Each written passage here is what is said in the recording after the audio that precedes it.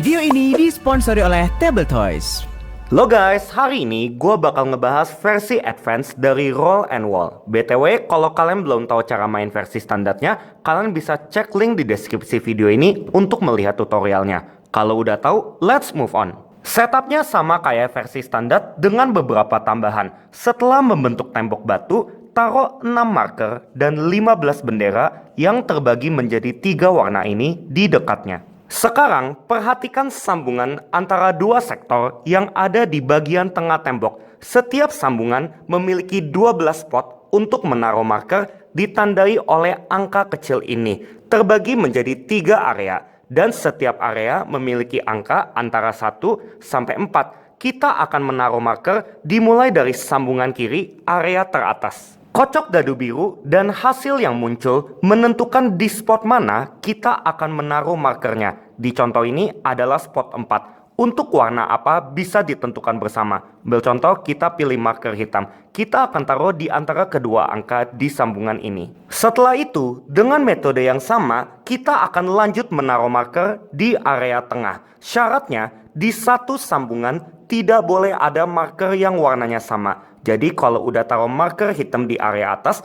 kita nggak bisa taruh marker hitam lagi di area tengah atau bawah. Ambil contoh, kita pilih marker oranye, berarti akan ditaruh di spot 2 di area tengah. Lalu ulangi proses yang sama untuk area bawah. Setelah sambungan kiri memiliki 1 marker di setiap area, lakukan hal yang sama untuk sambungan kanan. Jadi pada akhirnya setiap sambungan akan memiliki 3 marker dari 3 warna berbeda. Satu warna tidak harus berada di area yang sama. Bisa jadi marker hitam ada di area atas di sambungan kiri, tapi di area bawah di sambungan kanan, dan seterusnya. Ambil equipment tiles yang warna biru dan warna merah untuk diacak, lalu ditumpuk menjadi satu. Sedangkan tiles yang warna hijau boleh dikembalikan ke box. Kalau tidak mau memakai equipment yang sifatnya agresif, remove juga semua tiles yang warna merah kembali ke box. Setiap pemain akan bergantian mengocok 3 dadu, dan pemain yang mendapatkan total nilai kocokan tertinggi akan menjadi pemain pertama. Dimulai dari pemain pertama dan berlanjut searah jarum jam, setiap pemain akan bergantian mengambil 4 equipment teratas dari deck utama. Setelah itu, kembalikan tiles-tiles yang tidak terpakai ke dalam box. Kini, di saat bersamaan, setiap pemain akan memilih 1 dari 4 tiles mereka untuk disimpan. Sisanya dioper ke pemain berikutnya di sebelah kiri. Meaning, kita akan menerima operan tiles dari pemain di sebelah kanan kita. Lalu ulangi hal yang sama. Dari tiles operan ini, pilih 1 untuk disimpan, oper sisanya, pilih 1, oper sisanya. Sampai setiap pemain sudah kembali memiliki 4 equipment tiles. BTW, kita bisa memilih equipment yang jenisnya sama kalau mau. Sekarang, susun tile-tile ini di atas ransel kita dalam grid 3x3. Tiles bisa diputar-putar atau dibalik sesuai kebutuhan, tapi gak bisa ditumpuk di atas tile lain atau keluar dari jalur. Kalau nggak muat, kita harus pilih 1 tile atau lebih untuk didiscard ke box supaya apa yang tersisa bisa disusun di dalam ransel.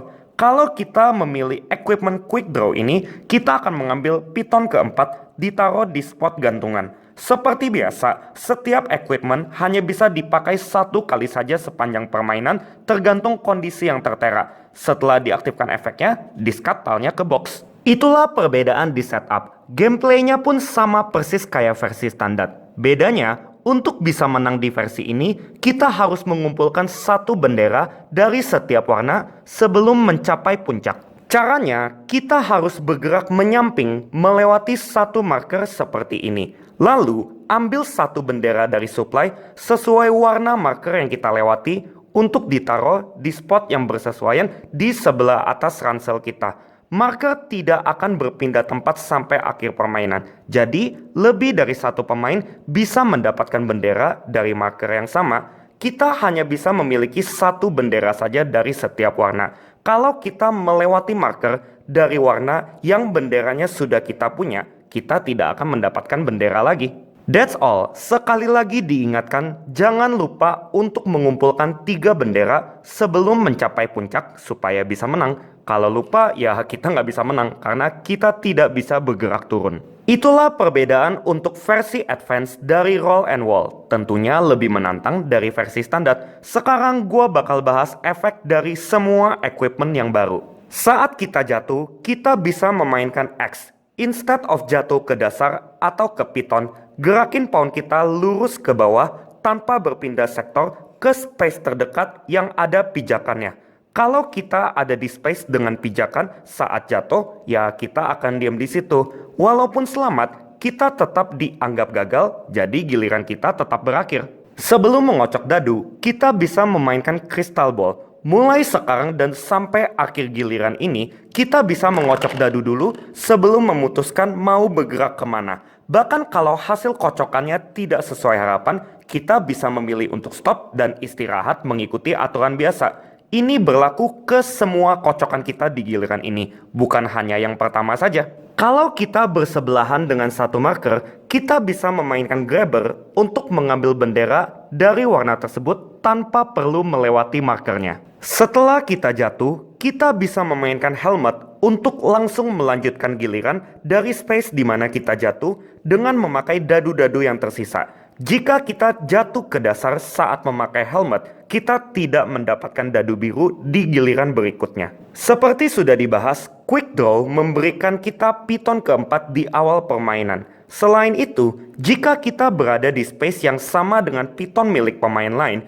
kita bisa memainkan quick draw ini untuk menaruh satu piton dari ransel kita di space tersebut. Di akhir giliran kita bisa memainkan quiet zone. Mulai sekarang dan sampai akhir giliran kita berikutnya, tidak boleh ada pemain yang memasang piton, termasuk diri kita sendiri. Tapi kalau pakai quick draw, tetap bisa. Di awal giliran kita bisa memainkan send. Semua pemain yang saat ini ada di bawah kita, entah di sektor manapun, akan mengocok 2 dadu lebih sedikit di giliran mereka berikutnya. Sebaliknya, di akhir giliran kita bisa memainkan win amulet. Semua pemain yang saat ini ada di atas kita, entah di sektor manapun, akan mengocok 2 dadu lebih sedikit di giliran mereka berikutnya. Sebelum mengocok dadu, kita bisa memainkan talisman.